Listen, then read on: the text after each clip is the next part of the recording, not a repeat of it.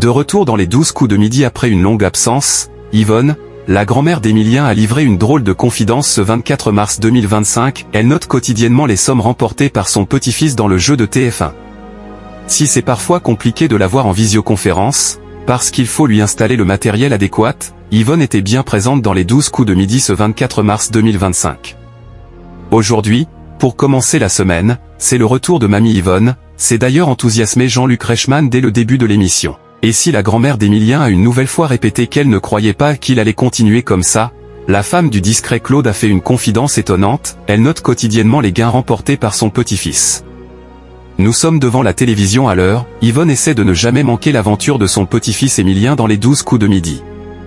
Déjà fidèle téléspectatrice des 12 coups de midi avant le parcours d'Emilien, celle qui l'a motivée à repasser les castings après son premier échec est encore plus assidue. Nous sommes devant la télévision à l'heure, a-t-elle indiqué.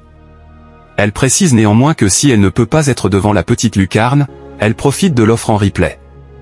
J'enregistre les sommes et là où il en est, a-t-elle continué, suscitant les rires du plateau. Mamie tient les comptes, s'est alors amusé l'animateur de la Une.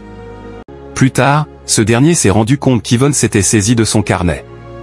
Comme j'ai une petite mémoire, je note le jour où je suis passé, a-t-elle précisé. Ma belle-mère n'en peut plus, Yvonne, la grand-mère d'Emilien, les 12 coups de midi, reçoit une drôle de confidence de la part de Jean-Luc Reichmann.